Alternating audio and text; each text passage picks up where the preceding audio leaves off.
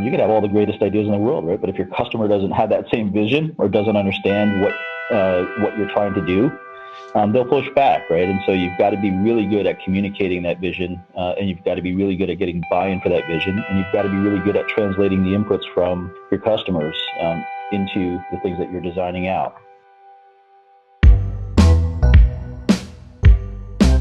Ladies and gentlemen, welcome to the Talent Playbook Podcast. My name is Jason Ferrara, and I'm the Chief Marketing and Strategy Officer at Outmatch, and your host for the podcast. Our podcast focuses on strategies for transforming your world of work. So during each podcast, we highlight someone who's transformed their organization or industry in a significant way. Today's guest is Mike Wilczak, Senior VP of Corporate Development at iCIMS. One of my interests in talking to Mike is to get a deeper understanding of what drives growth at a company like iCIMS, and really to understand in greater detail how iCIMS has managed their growth. And Mike does not disappoint. During our conversation, Mike gives us some great insight into how iCIMS defines successful employees, what the iCIMS values are, and how those values are used to select and evaluate the team. He gives us some must-watch trends in the HR tech market. And he talks about the role of mentors in his career and the importance he believes mentors have on those starting their career journey. Mike goes into some great detail on all those things and other topics. Plus, while recording this, he was missing the iCIMS Thanksgiving potluck party, so I feel quite honored that he chose our podcast, essentially chose our podcast over lunch. So without further delay, here's the Talent Playbook Podcast with Mike Wilczak of iCIMS. Mike, thanks for joining the podcast. I'm really looking forward to this conversation, so thanks again for joining me. Yeah, Jason, thanks for inviting me. I'm really looking forward to it. Cool. Okay, so before we get started in too many detailed questions, what I'd like to do is have you just describe iCIMS for our listeners. And after you talk a little bit about iCIMS and the company, tell us a little bit about your job and just how long you've been doing that job. Yeah, sure. So iCIMS is a software company. We focus specifically on providing recruiting software. The company's been in business now for almost 20 years. And throughout that time frame has been consistently focused on providing software for recruiting. So kind of set our mission out early and have stuck to it for 2 decades now. And I've been with the company for just over 4 years. My focus at the company is what we call strategy and corporate development. So if you kind of look at the way companies run, you have folks that are focused on the day-to-day of building a product, what we're pushing out in our next release. You have folks that are focused on what we're selling. And that's very much a near-term focus. Mm-hmm. My focus is looking out over the next 1-year horizon. So really looking, 3 to 5 years out, understanding how the industry is evolving, understanding how our business is evolving, and identifying the things that we need to put in place in the business in order to keep perpetuating our growth rate, our market share capture, and our profitability. So that's really what my role is centered on. And so how did you get started in that role? Did you get started there from a sales perspective and even started in your career, right? So that's a pretty conceptual job that you have. So how does one, get into that? Yeah, I wish honestly, when I was going through school, I had no idea that this was actually a career path. Right. So my goal in life was to be an architect. And when you think about architecture and all the things that go into that, it actually translates really well to the role that I'm in here. So with an architect, right, that whole mindset is about how do you take something that exists today and transform it into something that you can visualize it looking like in its end state. And so there's sort of that whole strategic piece of it, right? How do I transform what I'm doing today into something that's new for the future? And then there are all of the aspects around having to be able to design that so that you can give those plans off to someone else to actually go build it, and then project manage the building of that project. So it turns out like, all of those are the same kinds of things that I do in my role day to day here. It's, what do we want to turn this business into in the next 3 to 5 years? What are the things that we need to design out and give to our product teams, to our sales teams, to our marketing teams, and then project managing the implementation of all of these new initiatives that we're pursuing. So it actually turned out to be a great transition. I didn't set out to be in this role, right? I started off looking to be an architect, ended up going into engineering as a college major, realized that I was a terrible engineer. I just didn't have the discipline to sit there and do that kind of math day in and day out. So graduated with a business degree, started my career at AT&T and really had the luck to land with a group of folks and at a company that just really invested behind its folks. And so I got the opportunity to work on projects there that were more strategic in thinking about where AT&T goes in the future and how they operationalize it. My big break, I guess, so to speak, came when I took what I had learned at AT&T and went to a PE-backed company that was headquartered in New Jersey. They were about 25 million in sales, and all of the things that I had learned at AT&T, all of the things that I was good at because I had sort of this architectural mindset, turned out to be completely relevant to a $25 million company that was trying to figure out how to become a $200 million company. Mm-hmm. And so when I stepped into that company, I stepped in as a VP of business development focused on partnerships. But there was a founding CEO and there was a leadership team that was really receptive to me taking on more responsibility. They started bringing me into board discussions. And that's really where I cut my teeth. That's where I got to apply all of the things that I had learned in the first 7-8 years of my career, and really start applying it toward helping to grow a business from kind of 25 million to about 250 million when we exited. Yeah. It sounds like a great opportunity also for, if I think about architecture, and one of the things that intrigues me about architecture is just the thinking and the thought experiment, right? When you talk about getting pulled into board meetings, there's a lot of that's occurring, right? There's a lot of, well, what does the market look like here, and what are your thoughts, and where's the data that might support that, and let's walk through a thought experiment about that. Is that sort of your experience working with the board at that level?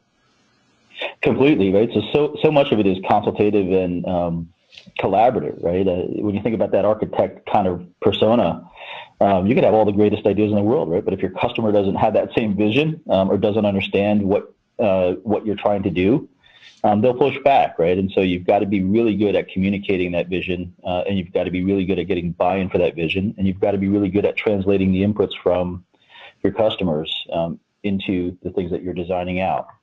So that's very much the board meeting, right? Here are the things that we're facing. What are the issues that we're seeing, and what are the alternatives that we can pursue, and then how do we go about and do it? So those board meetings are very much like client consultation kind of meetings. Yeah. That's a neat way to think about that. So let's talk just briefly about a day in the life of you at work. What does that look like, right? You've got a pretty big purview. Think about what it's going to be like in 5 years and figure out how to bring that, make that happen now. What does a day in the life look like for you at iCIMS? So I think the thing that I absolutely love about this is that there is no typical day in the life. Mm-hmm. My function is more initiative based, right? So I don't have that typical kind of rigorous schedule. So my day can consist of talking with bankers about what they're seeing in the industry, where they're making investments in the industry, companies that they think are potential acquisition targets for us, and really just trying to understand from their perspective where they see the next bets that they and their clients are placing. So that's a part of my role. Mm-hmm.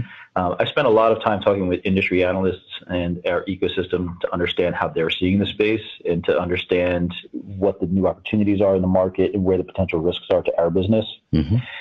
I also spent a lot of time with our internal teams understanding and translating what we're seeing from the outside market and from within our business, all of the metrics and trend lines over time, and really understand how that's going to impact our business, and then looking at how all of that information influences where we make investments in our business, what new products we build, what new markets we go into, how we think about top line growth, how we think about profitability and cash flow and those kinds of things. So the short answer is there is no typical day. Every day is somewhat different, but there's probably 4 or 5 key themes that I'll probably go through in every single day. Yeah.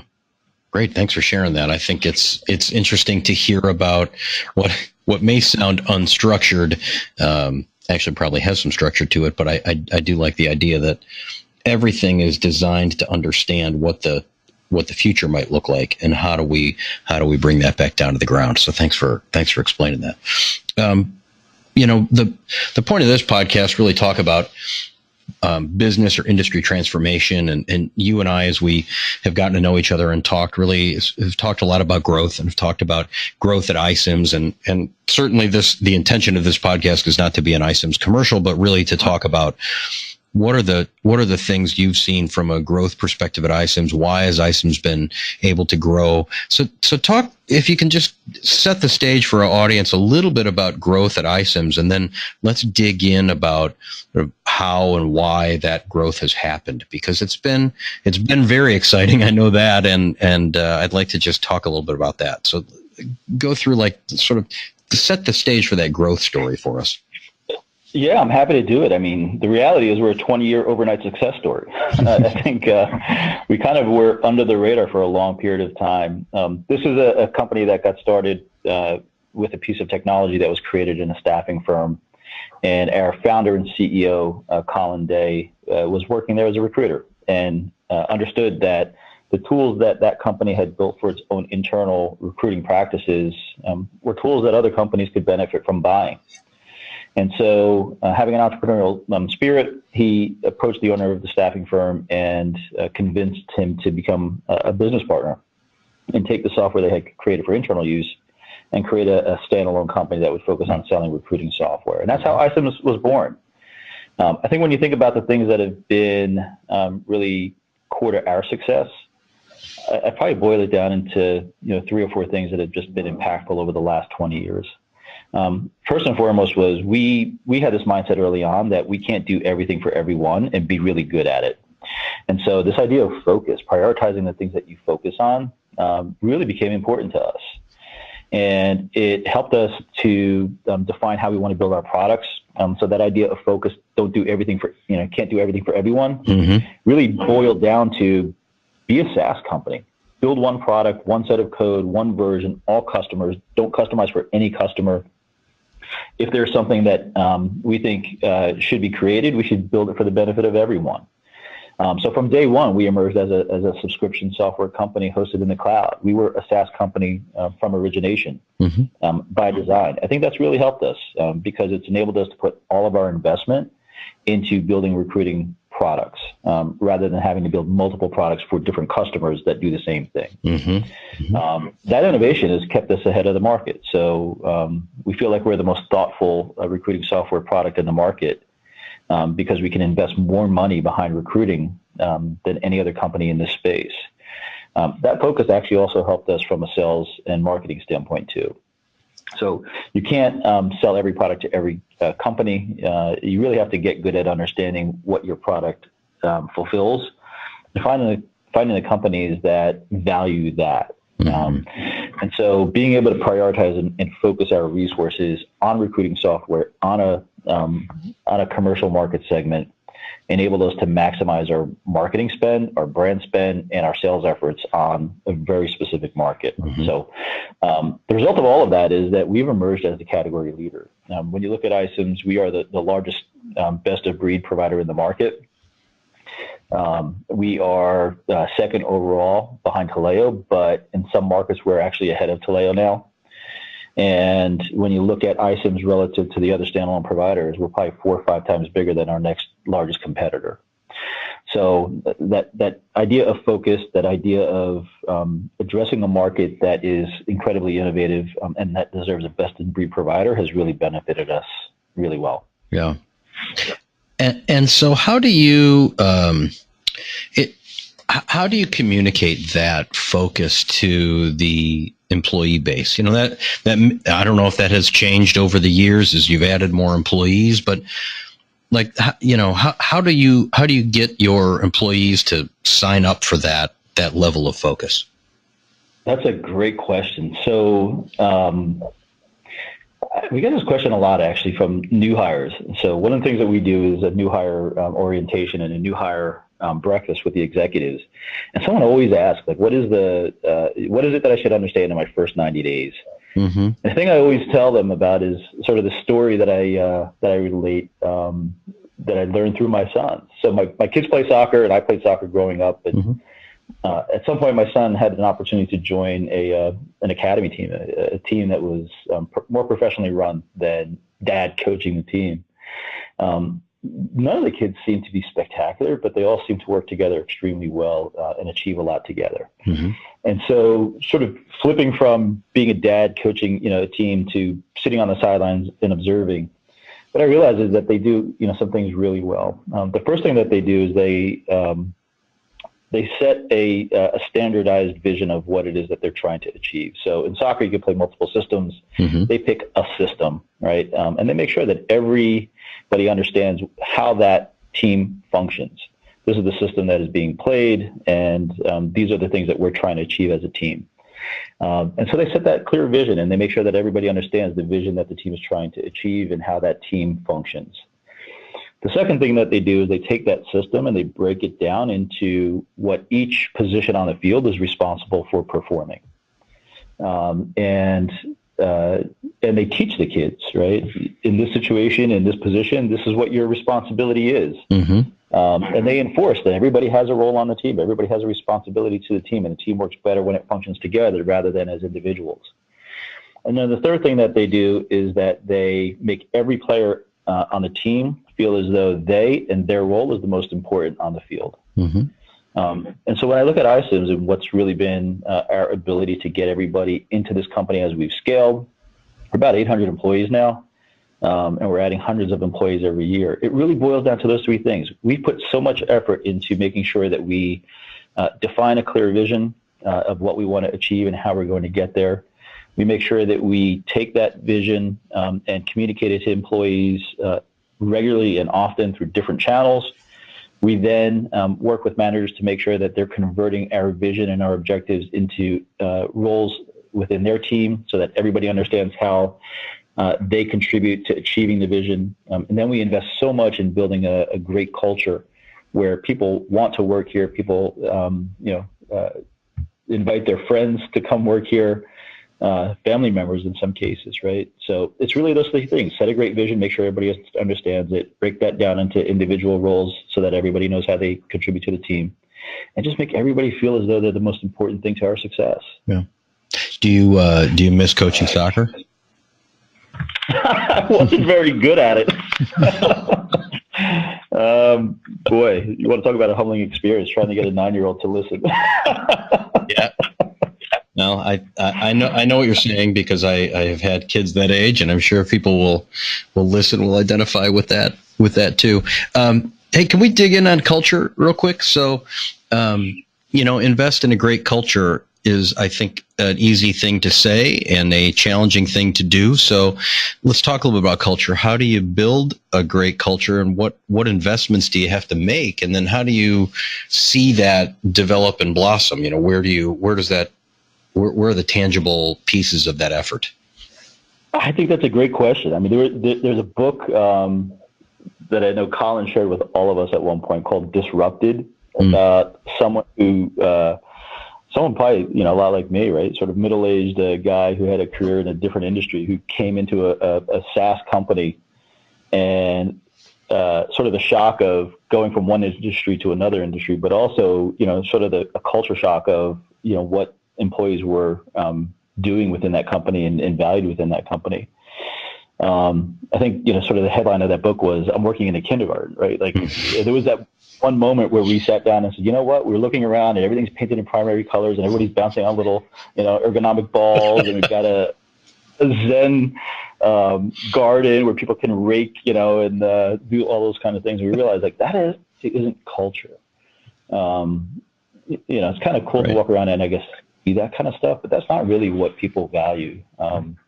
So we made a really big effort to say, look, there are some things that we think are just absolutely important that everybody should be understanding and working toward.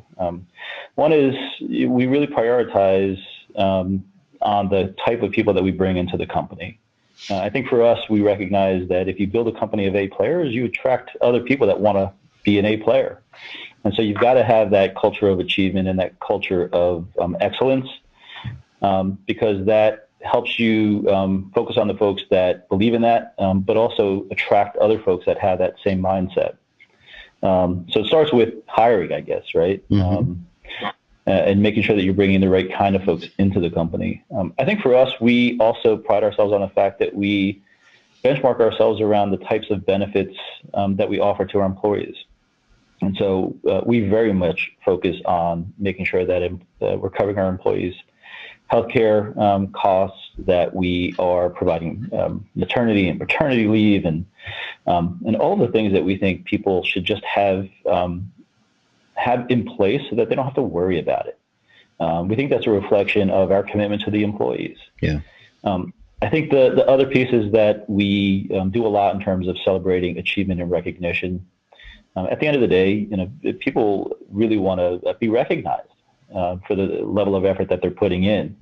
And so a lot of our effort is around, how do we identify the teams and the individuals that are making extraordinary contributions to the company, celebrate them, hold them up as an example, and then figure out how we identify the next generation of folks. So I think one of the benefits of growth is that we've been able to create great career paths for people that have come into the company at entry levels and have been able to grow up with us. So that combination, I think, is fantastic, and it's done well by us in terms of attracting folks to iCIMS.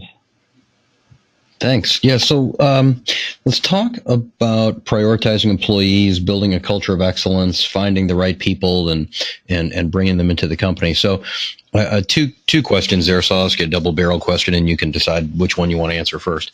How do you define a successful employee at iCIMS? And then what specifically do you do to find those people? That's a great question. I guess I'd fall back to what we define as our core values.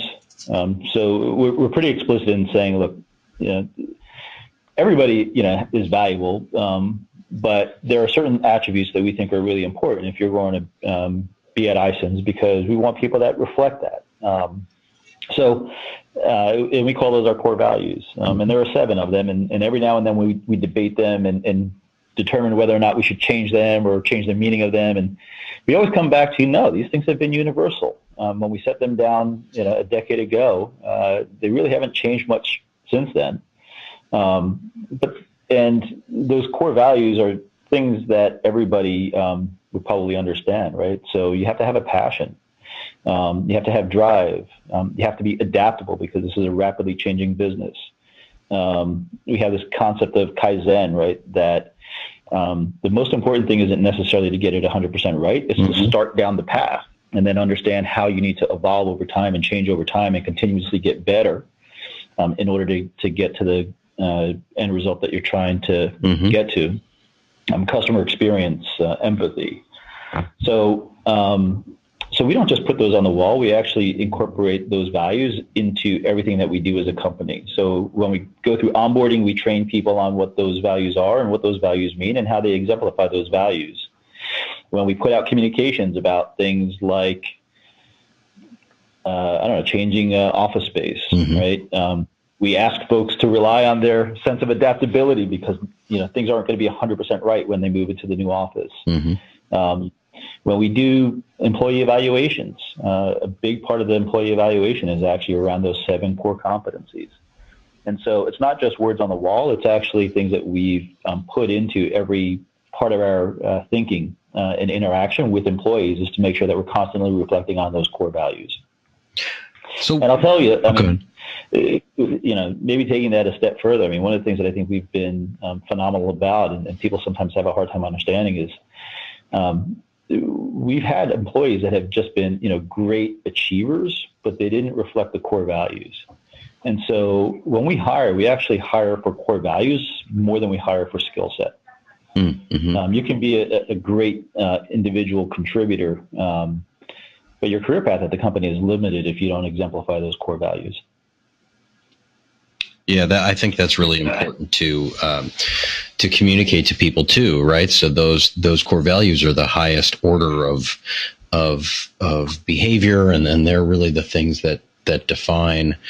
And you're happy to celebrate achievement, but celebrating achievement is not just about sales quota, right? Celebrating achievement could actually be how you align with the values and what you're able to accomplish with the values.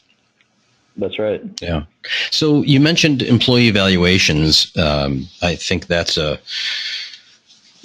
little inside baseball HR hot topic kind of thing. Some people love to do evaluations. Some people hate to do evaluations. There are lots of technology out there to facilitate evaluations. So talk a little bit about the evaluation process at iCIMS.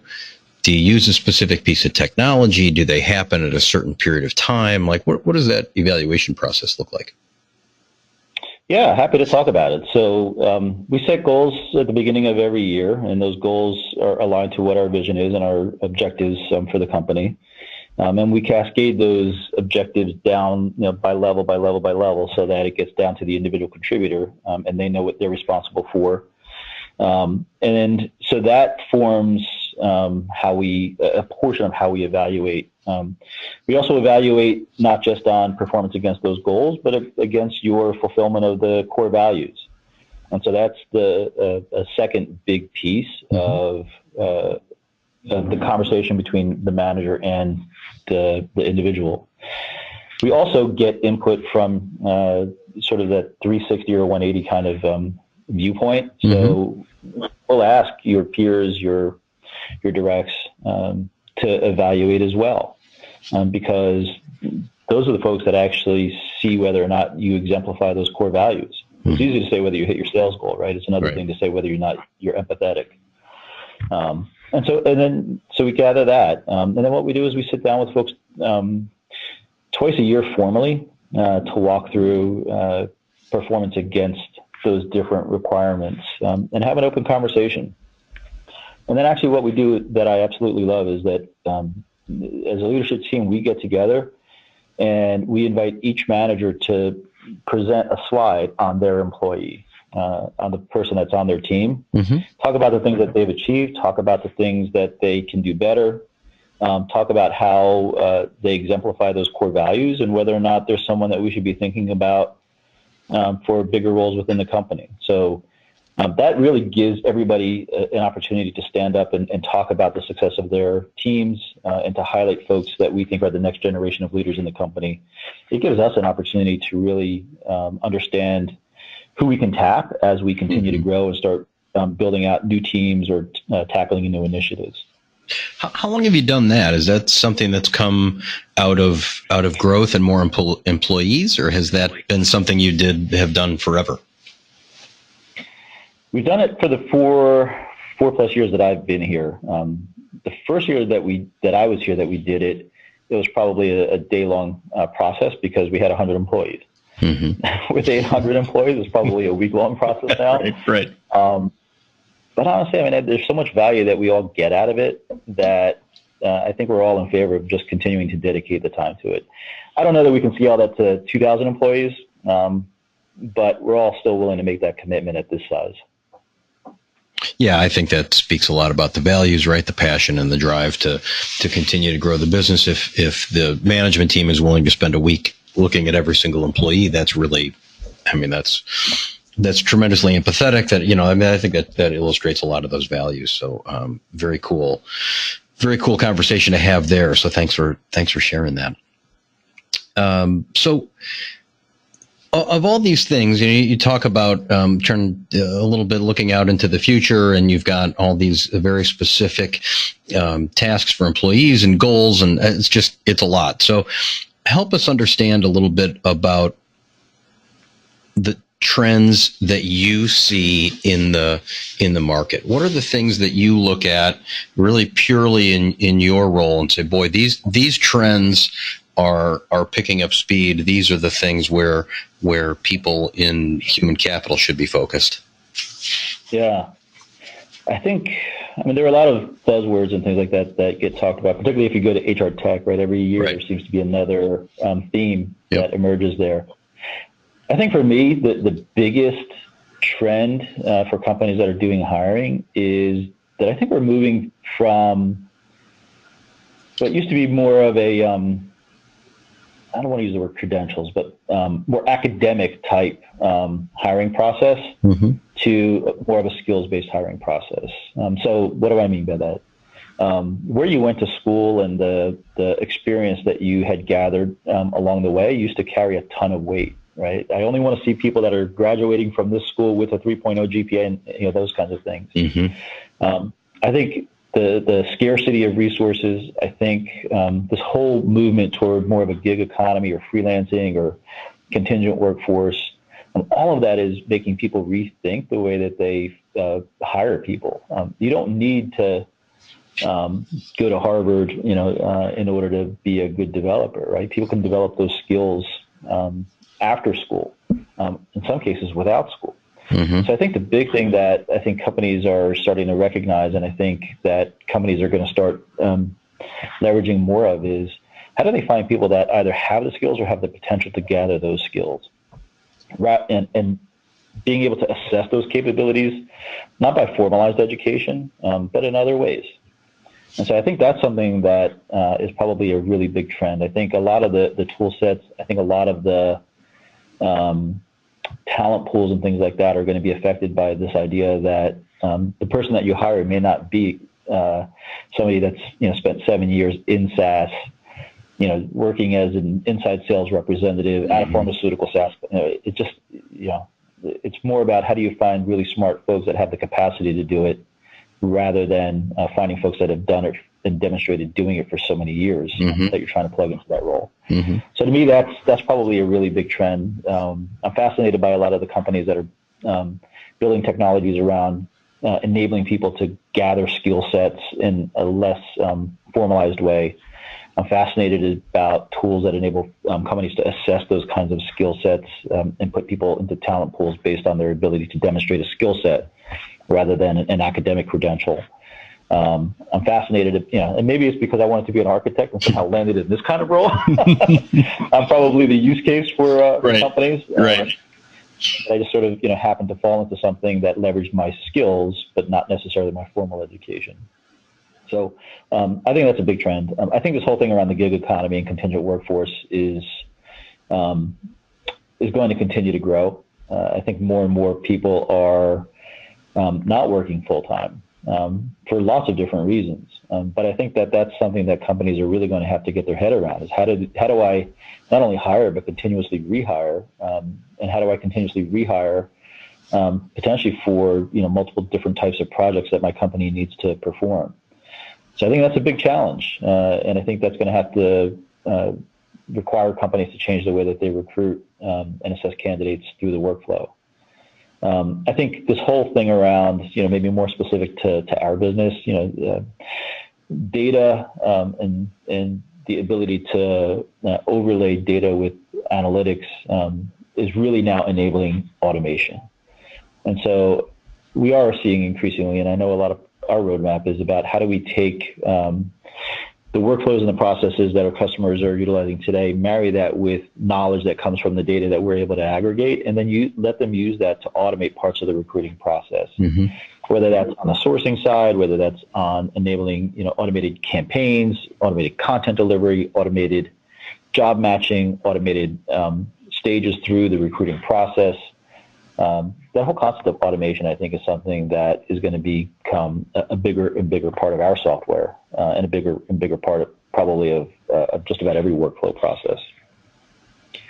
I think everybody's still trying to grapple with data privacy, and so when GDPR was probably a good impetus for it, but I think every company now, particularly when you look at what's happening with Facebook, right, is just mindful of the data that's available, who owns the data, and how individuals get transparency and rights over that data. And so I think as companies, I think as technology providers in a field like recruiting, where that information is hypersensitive, I think that's going to create some different types of business models for companies to ensure that data is protected, to ensure that candidates have transparency over the data, and to ensure that candidates have rights over the data that companies have on them. Those would be my 3 or 4 kind of big themes. Yeah. Well, that data privacy is such a big, has been such a big issue this year. And I think in each of those trends, that's really an important part, right? You talked about evaluating on skills. Just to do that generates a lot of data, right? So understanding the gig economy and contingent workforce, like that workforce is generating so much data just by virtue of working remotely and communicating over apps and things like that. And then obviously, trying to automate things based on data. I mean, that those privacy issues, and you're right, it's not just Facebook. Those privacy issues just ripple throughout technology companies. And I mean, I know we have it with our platform, with our clients. I mean, it's just become a very, very important part of how we do business. Definitely. With real penalties behind it now, right? So it's becoming more and more important for everyone. Right. It's it's reminiscent to me of boy, is this geeky, of Sarbanes-Oxley, right? When that first came out, and the really stiff penalties for the CEOs and CFOs of companies if they reported incorrectly. I mean, it's exact same type of thought process going behind data privacy. Yeah, absolutely. Look at what's happening with Facebook, right? I mean, there were some real implications for the executives there that didn't take maybe a strong enough stance on protecting their user data. That's right. Okay, so I'll talk a little bit about how you manage your business. Everybody's got metrics, that they manage their business with. So I think this is a little bit about iCIMS in general, but what are the three main metrics, how you manage, how the executive team and you manage the business at iCIMS? What are the kind of 3 metrics that you're using that you find most valuable? Sure. This is probably universal to most SaaS companies, but the 3 things that we typically look at are client acquisition costs. How much money do you have to spend in order to get that next dollar of revenue from a customer that isn't using your product today? So client acquisition cost, helps us determine where we spend our dollars in sales, where we spend our dollars in marketing, what markets we spend our dollars in. Because you want to be, as efficient as you can be in spending money to get the next dollar of revenue. The other thing that we look at is customer lifetime value.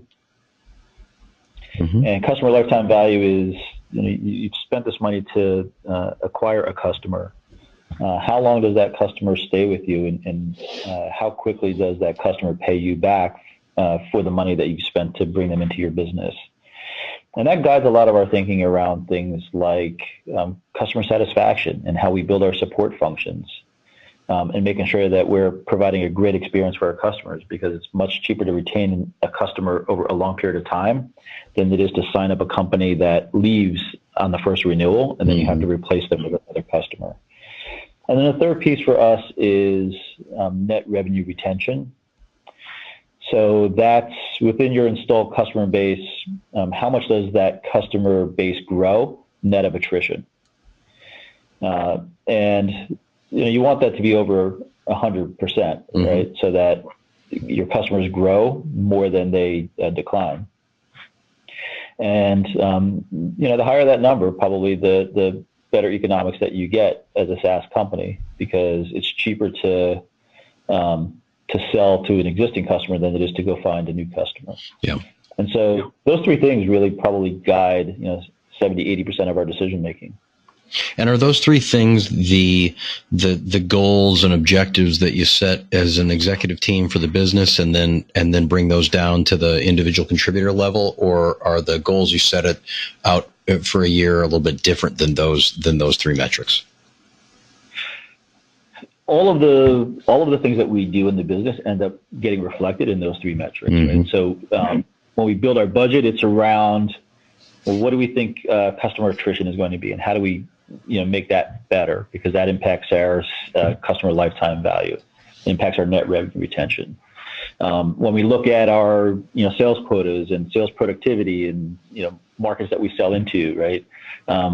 All of that rolls up into client acquisition cost, because if you can be more productive in your sales team, then it reduces the cost of customer acquisition. So it's sort of a top down, bottom up kind of approach. We have metrics for what the business is doing today. We look at ways that we can improve those metrics. We'll set some goals, and then those goals get cascaded down to individual metrics that we track and measure. Yeah, got it. So how are you specifically measured in your role? Like those are the three big iCIMS goals. How do you get measured? Wow, that's a good question. I don't know. No. So I mean, obviously, I have a big role in contributing to the overall success of the company. Mm-hmm. So to some extent, my metrics are the company metrics, and how the company is performing and whether or not we're meeting our company-wide goals. A big part of my measurement actually is around, I guess my role really distills itself down into how do we deploy our cash, and how do we achieve returns on the money that we're investing into new products and new markets. And so a lot of my metrics are actually built on cash deployment and return on investment. Mm-hmm. Yeah. So if we're going to acquire somebody, right, we'll set goals for what we think that acquired business can do. I have responsibility for managing the implementation of that and making sure that we achieve the metrics around that investment thesis. Got it. Great. Okay, two more questions in our interview here, and then I'll let you get back to it. Did you have a mentor in your career? Do you have one today? And can you tell us a little bit about that experience? Absolutely. So this is one of the things that I advocate for everyone. So when we do the new hire orientations or when I'm talking to the interns, I think finding a mentor can be incredibly impactful to your trajectory of your career. When I made that switch from AT&T to that PE-backed company, I didn't come in the role that I sit in now. I came in as a head of business development for a fairly small company. So the head of business development for a company that probably only had 2 people in business development. Mm-hmm. But the founder of the company and the president and chief operating officer of the company had already been through other companies that they had built. The president and chief operating officer of the company was already in his mid-60s. He really fashioned himself as a teacher. He was at that point in his career that this was his last role. He had worked with the founder and CEO of the company in the previous company, so he was very secure in his role. And when you work in that kind of environment where somebody is secure in their role and doesn't view you as a potential threat, he just opened up. And so he put me into situations where I had some technical ability because I had learned some of the skill sets of financial modeling and product management and things like that at AT&T, but I had no real world experience.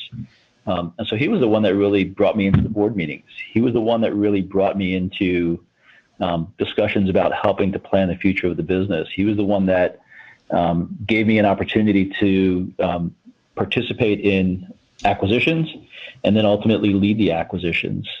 So I'll give a plug for Bob Wallach, who was the president and chief operating officer of InfoCrossing. He really saw something in me and really brought me into situations that I absolutely had no expertise or experience to be in. Yeah.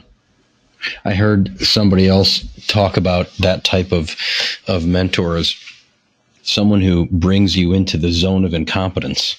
And that's a really amazing thing, right? It's an amazing place to be because it's something that you kind of know how to do, don't really know how to do it. And then they get you there and they help you along the way. It's a really, really neat concept, but, absolutely. I love that. Yeah. I love that term. I think I'm going to use it. Yeah. That's exactly it, right?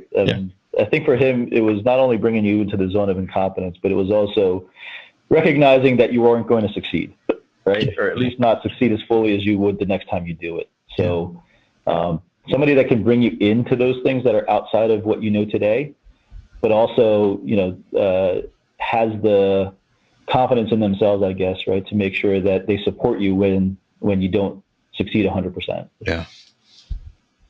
That's great.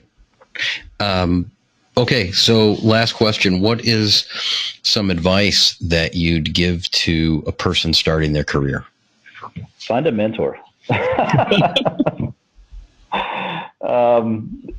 think that's important. Yeah. I think for me, you probably have to recognize that your career is going to have different sets of responsibilities at different points of your career. So in the early days, it's almost always about how do you get technical competency in something? How do you become the expert at being able to perform a task or perform a function, right? So whether you're in accounting or law or sales, right, you have to demonstrate a lot of proficiency around that specific thing. As you move up, it becomes less and less about your proficiency in performing the task and more about your ability to motivate and lead and inspire other people. And so I tell people, spend those first 5 years just becoming an expert, because you're going to need to rely on that for the rest of your career. And people need to view you as somebody that's credible and understands the issues that they're trying to face. But what you really should be doing is building those soft skills, making sure that you understand how to build a plan, right? Making sure that you understand how to communicate, because communication at the end of the day is probably one of the most fundamental things that enables people to succeed. Making sure that you know how to manage your time. I mean, those are the things that you need to be able to do to transition from individual contributor to manager. Mm-hmm.